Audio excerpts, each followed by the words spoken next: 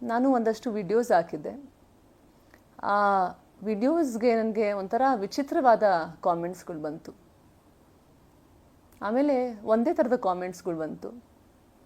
ಅದರಲ್ಲಿ ಮುಖ್ಯವಾದ ಕಾಮೆಂಟ್ ಏನಂತ ಅಂದರೆ, ನೀವು ನಿಮ್ಮ ತಂದೆಯ ಹೆಸರನ್ನು ಹಾಕ್ಕೊಂಡಿದ್ದೀರಾ, ಆ ಹೆಸರನ್ನು ತೆಗೆದು ನೀವೇನು ಮಾಡಬೇಕು ಮಾಡಿ, ನೀವು ಏನಾದರೂ ಮಾಡಬೇಕು ಕೆಲಸ ಅಂತ ಅಂದರೆ ಆ ಹೆಸರನ್ನು ಫಸ್ಟ್ ತೆಗೀರಿ, ಯಾಕೆಂದರೆ ಅವರಿಲ್ಲದೆ ನಿಮ್ಮ ಅಸ್ತಿತ್ವ ಇಲ್ಲ ಅಂತ. ನಾನು ಇದನ್ನೆಲ್ಲ ಮಾತಾಡೋಕ್ಕೆ ಇಷ್ಟಪಡಲ್ಲ, ಆದರೆ ನಾನು ಮಾತಾಡಲೇಬೇಕಾದ ಪರಿಸ್ಥಿತಿ. ಯಾಕೆಂದರೆ ನಾನು 10 ವರ್ಷ ಇದ್ದಾಗಲೇ ನಮ್ಮ ತಂದೆಯವರು ನನ್ನ ಜೀವನದಿಂದ ಆಚೆ ಹೊರಟೋದ್ರು. ಇವತ್ತು 24 ವರ್ಷ ನಂತರ ಸಹ ಅವ್ರನ್ನ ನಾನು ಹುಡ್ತಾನೇ ಇದ್ದೆ. ಎಲೆಕ್ಷನ್ ಟೈಮಲ್ಲಿ ಕರೀತಾ ಇದ್ರು, ಅವ್ರು ಕರೆದಾಗ ನಾನು ಹೋಗ್ತಾ ಇದ್ದೆ. ಮನೆ ಮನೆಗೂ ಹೋಗಿ ಅವ್ರು ಗೆಲ್ಲಿ ಅಂತ ಎಲ್ಲರಲ್ಲೂ ಪ್ರಾರ್ಥಿಸ್ತಾ ಇದ್ದೆ, ಅವ್ರನ್ನ ಗೆಲ್ಲಿಸಿ. ಆವಾಗ ನಾನು ತುಂಬ ಒಳ್ಳೆ ಮಗಳಾಗಿದ್ದೆ, ಆದರ್ಶ ಮಗಳು. ಎಲ್ಲರಿಗೂ ನಾನು ಬೇಕಾಗಿತ್ತು, ಯಾಕೆಂದರೆ ಎಲ್ಲ ಅವ್ರ ಇಷ್ಟಂಗೆ ಕೆಲಸ ಮಾಡ್ತಾಯಿದ್ದೆ. ಆದರೆ ಇವತ್ತು ನಾನು ನನ್ನ ಬಗ್ಗೆ ಒಂದು ಬಾರಿಗೆ 24 ವರ್ಷದ ನಂತರ ಯೋಚನೆ ಮಾಡಿದೆ ಅಂತ ಅಂದಿದ್ದಕ್ಕೆ ಇವತ್ತು ನಾನು ಆದರ್ಶ ಮಗಳಲ್ಲ.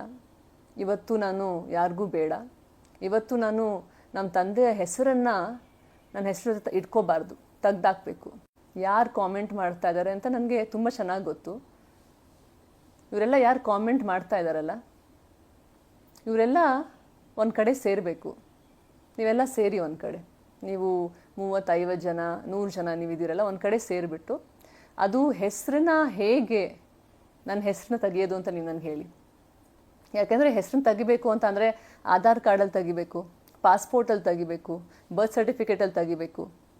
ಈ ಹೆಸರನ್ನ ಹೇಗೆ ಮಾಡಿಬಿಟ್ಟು ತೆಗಿಬೇಕು ಅಂತ ನನಗೆ ನೀವೆಲ್ಲ ಸೇರಿಬಿಟ್ಟು ಇದು ಹೇಳ್ಕೊಡ್ಬೇಕು. ಈ ಹೆಸರನ್ನ ತೆಗೆದುಬಿಟ್ರೆ ಈ ಸತ್ಯ ಹೊರಟೋಗುತ್ತಾ ಅವ್ರು ನನ್ನ ತಂದೆ ಅಂತ? ಆ ಭಗವಂತನ ಇಚ್ಛೆಯಿಂದ ಅವರ ಮಗಳಾಗಿ ಹುಟ್ಟಿರೋದು ನಾನು.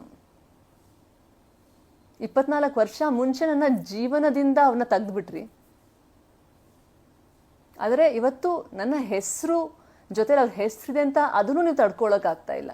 ಎಲ್ಲರೂ ಹೇಳ್ತಾರೆ, ನೀನು ಏನು ಮಾದರಿ ಆಗ್ತೀಯ ನೀನು ಪ್ರಪಂಚಕ್ಕೆ, ನೀನು ಎಂಥ ಮಗಳು, ನಿನ್ನ ತಂದೆ ತಾಯಿನೇ ಅರ್ಥ ಮಾಡ್ಕೊಳಕ್ಕಾಗಿಲ್ಲ, ನಿಮ್ಮ ತಂದೆಗೆ ದ್ರೋಹ ಮಾಡ್ತಾ ಇದೆಯಾ ಅಂತ. ಆದರೆ ನನ್ನ ತಂದೆ ತಾಯಿ ಮಾಡ್ತಿರೋದು ಸರಿನಾ? ನೀವು ಯಾರಿಗೂ ಮಲ್ತಾಯಿ ಚಿಕ್ಕಮ್ಮ ಅಂತಾರಲ್ಲ, ನಿಮ್ಗೆ ಯಾರಿಗೂ ಅವ್ರಿಲ್ವಾ? Step mother, step brother, step sisters ಅಂತ ನಿಮ್ಗೆ ಯಾರಿಗೂ ಇಲ್ವಾ? ಯಾಕೆಂದರೆ ನನ್ನ ಸ್ಟೆಪ್ ಸಿಸ್ಟರ್, ನಮ್ಮ ಚಿಕ್ಕಮ್ಮನ ಮಗಳು, ಅವಳು ನಮ್ಮ ತಂದೆ ಜೊತೆಲಿ ಇರಬಹುದು, ಇದ್ದಾಳೆ ಅವಳು 20 ವರ್ಷದಿಂದ. ಆದರೆ ನಾನು ಅವಳ ಸ್ವಂತ ಮಗಳು, ನಾನು ಇರೋಕ್ಕಾಗಲ್ಲ.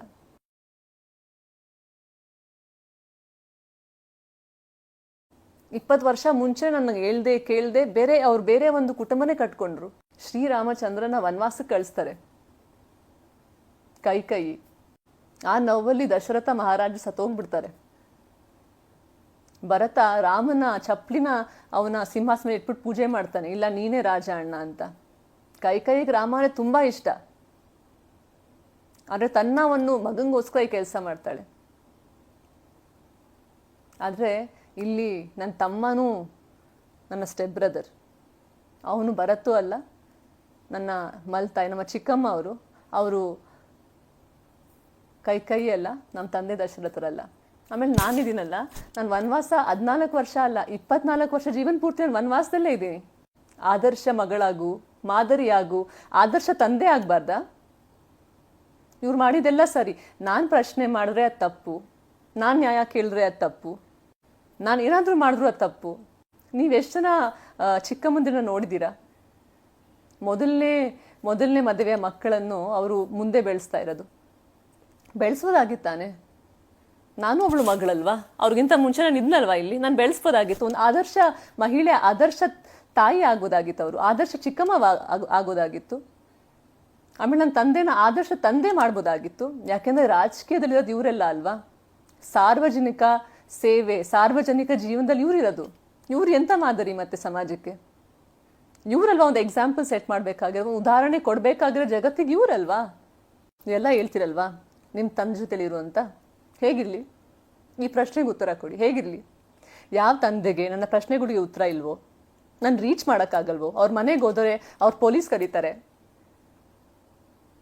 ಅವರ ಪ್ರಶ್ನೆಗಳು ಕೇಳಿದ್ರೆ ನಂಗೆ ರಪ್ಪ ರಪ್ಪ ರಪ್ಪ ಅಂತ ಹೊಡಿತಾರೆ.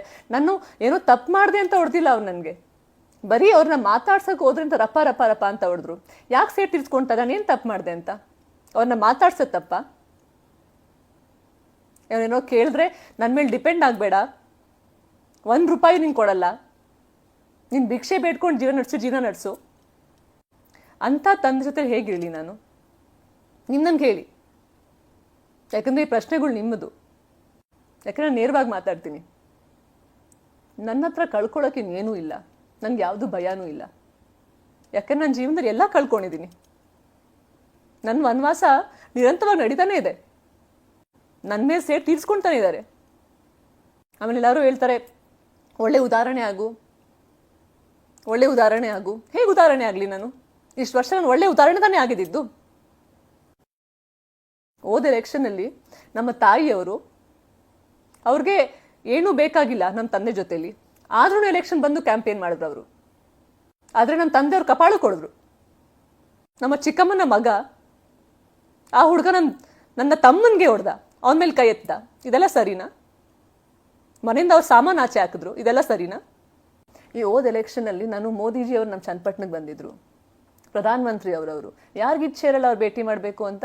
ನಾನು ವರ್ಷ ಇವ್ರಿಗೆ ಯಾವಾಗ ಕರೆದ್ರು, ಎಲ್ಲೆಲ್ಲಿ ಕರೆದ್ರು ಕೆಲಸಕ್ಕೆ, ಎಲ್ಲದಕ್ಕೂ ಹೋಗ್ತಾ ಇದ್ದೆ, ಎಲೆಕ್ಷನ್ ಕ್ಯಾಂಪೇನ್ಸ್ಗೆ ಎಲ್ಲ. ಈ ಸತಿ ಮೋದಿಜಿಯವ್ರು ಬಂದಾಗ ನಾನು 1000 ಸತಿ ಬೇಡ್ಕೊಂಡೆ, ಅಪ್ಪ ಪ್ಲೀಸ್ ಅಪ್ಪ ಒಂದ್ಸತಿ ಭೇಟಿ ಮಾಡಿಸ್ಬಿಡಿ ಅವ್ರನ್ನ ಅಂತ. ಒಂದ್ಸತಿ ಭೇಟಿ ಮಾಡಿಸ್ಬಿಡಪ್ಪ, ಒಂದ್ಸತಿ ಭೇಟಿ ಮಾಡಿಸ್ಬಿಡಪ್ಪ, ನನಗೂ ಭೇಟಿ ಮಾಡೋಕೆ ತುಂಬ ಇಚ್ಛೆ ಇದೆ, ನನ್ನೂ ಭೇಟಿ ಮಾಡಿಸ್ಬಿಡಿ. ನನ್ನ ಭೇಟಿ ಮಾಡಿಸಿಲ್ಲ ಅವರು, ಬೇಕಂತ ಭೇಟಿ ಮಾಡಿಸಿಲ್ಲ. ಇದೆಂತ ನ್ಯಾಯ? ಇದೆಂತ ನ್ಯಾಯ? ನೀವೆಲ್ಲರೂ ನನ್ನ ಪ್ರಶ್ನೆ ಕೇಳ್ತೀರಲ್ವಾ, ಇಲ್ಲಿ ಮುಕ್ತವಾಗಿ ಮಾತಾಡ್ತೀರ ಅನ್ಸೋದು. ಯಾಕೆ ನಾನು ಆಕ್ಸೆಸಿಬಲು, ನನ್ನ ನೀವು ರೀಚ್ ಮಾಡ್ಬೋದು. ಆದರೆ ಅವ್ರನ್ನೋ ಪ್ರಶ್ನೆ ಕೇಳಿ, ಯಾಕೆ ಇಂಥ ಪರಿಸ್ಥಿತಿ ನಿಮ್ಮ ಮನೆಯಲ್ಲಿ, ನೀವೇನಕ್ಕೆ ನಿಮ್ಮ ಮಗಳಿಗೇನು ದಾರಿ ತೋರಿಸಿಲ್ಲ ಅಂತ. ನಾನು ಒಂದು ಸಣ್ಣ ವಿಡಿಯೋನ, ಯಾರೋ ಒಬ್ಬ ಹುಡುಗ ಆ ಒಂದು ಚಿಕ್ಕ ವಿಡಿಯೋನ ಹಾಕ್ಕೊಂಡ್ರು ಅಲ್ಲಿ ಚನ್ನಪಟ್ಟಣದಲ್ಲಿ, ಒಂದು ಸಣ್ಣ ವಿಡಿಯೋನ ಹಾಕ್ಕೊಂಡ್ರು. ಆ ವಿಡಿಯೋನ ಹಾಕ್ಕೊಂಡು ಆ ವಿಡಿಯೋ ನೋಡ್ಬಿಟ್ಟು ನಮ್ಮ ತಂದೆಯ ಡ್ರೈವರು ಎಲ್ಲಾರ್ಗೂ ಫೋನ್ ಮಾಡ್ದ. ಆ ಹುಡುಗನ ಫ್ಯಾಮಿಲಿಗೆ, ಆ ಹುಡುಗನ ಮನೇಲಿದ್ದ ಎಲ್ಲ ಹೆಣ್ಮಕ್ಳಿಗೂ ಫೋನ್ ಮಾಡ್ದ, ಅವ್ರ ಅಕ್ಕನಿಗೆ ಎಲ್ಲಾರ್ಗೂ ಫೋನ್ ಮಾಡ್ಬಿಟ್ಟು ಟಾರ್ಚರ್ ಮಾಡಿದ್ರು, ಬೈದ್ರು, ಉಗಿದ್ರು, ಯಾಕೆ ಹಿಂಗೆ ಹಾಕೊಂಡಿದೆ ವಿಡಿಯೋ ಅಂತ. ನಂದು ಒಂದು ವಿಡಿಯೋ ಒಬ್ರು ಹಾಕೊಳ್ಳೋಕ್ಕಾಗಲ್ಲ ಅಂತ ಅಂದರೆ ನನ್ನ ಜೀವನದಲ್ಲಿ ಇವ್ರು ದಾರಿ ಮಾಡ್ಕೊಡ್ತಾರಾ? ಇವರೆಲ್ಲ ಆದರ್ಶವಾಗಿಲ್ಲ, ಇವರೆಲ್ಲ ಮಾದರಿ ಆಗಿಲ್ಲ. ಆದರೆ ಎಲ್ಲ ಒಳ್ಳೆತನ, ಎಲ್ಲ ಸರಿಯಾದ ನಿರ್ಧಾರ, ಎಲ್ಲ ಸರಿಯಾದ ಹೆಜ್ಜೆಗಳು, ಎಲ್ಲ ಪ್ರಶ್ನೆಗಳು, ಎಲ್ಲ ಸರಿಯಾದ ಸ್ಟೆಪ್ಸು, ಎಲ್ಲ ನಿರೀಕ್ಷೆ ನನ್ನಿಂದಾನೆ. ಇವ್ರಿಂದ ಏನೂ ನಿರೀಕ್ಷೆ ಇಲ್ಲ. ಯಾಕೆ? ಇದನ್ನೆಲ್ಲ ಕೇಳಿಸ್ಕೋಬೇಕು ಅಂತ ನೀವು ಬಯಸ್ತಿದ್ರಾ? ನೀವು ಹೀಗೆ ಕಾಮೆಂಟ್ಸ್ ಬರ್ಸ್ತಾ ಇದ್ರೆ ನಾನು ಹೀಗೀಗೂ ಉತ್ತರ ಕೊಡ್ತೀನಿ. ನಂತರ ಇನ್ನೂ ಬೇಕಾದಷ್ಟಿದೆ ಮಾತಾಡೋಕ್ಕೆ. ಇವಾಗ ನೀವು ನಿಲ್ಲಿಸದೆ ಹೋದ್ರೆ, ಯಾಕಂದರೆ ನಾನು ಶಾಂತವಾಗಿದ್ದೀನಿ, ನನ್ನ ಶಾಂತವಾಗಿ ಬಿಟ್ಬಿಡಿ. ನನಗೆ ತೊಂದರೆ ಕೊಡಬೇಡಿ. ಯಾಕಂದರೆ ಇನ್ನು ಮಾಡಿದ್ರೆ ಈ ವಿಷಯಗಳು ನಾನು ಅಲ್ಲಿ ಕಳಿಸ್ತೀನಿ, ಎಲ್ಲಿ ನಿಮಗೆ ತಲೆ ಎತ್ತಿ ನಡೆಯೋಕ್ಕೂ ನಿಮಗೆ ಅಲ್ಲಿ ಜಾಗ ಇರಲ್ಲ. ನಾನು ಏನಕ್ಕೆ ವಿಡಿಯೋ ಹಾಕಿದೆ ಅಂತ ಈ ಒಂದು ಕಾಮೆಂಟ್ಗಳು ಬರ್ತಾ ಇತ್ತು, ನಿನ್ನ ತಂದೆ ಹೆಸರು ತೆಗಿ, ನಿನ್ನ ತಂದೆ ಹೆಸರು ತೆಗಿ ಅಂತ. ಅದಕ್ಕೆ ನಾನು ಹಾಕ್ತೆ, ನಮ್ಮ ತಂದೆ ಶಾಪನ, ನಮ್ಮ ತಂದೆ ಆಶೀರ್ವಾದನ ಅಂತ. ಅದಕ್ಕೆ ಇನ್ನಷ್ಟು ಕಾಮೆಂಟ್ಸು.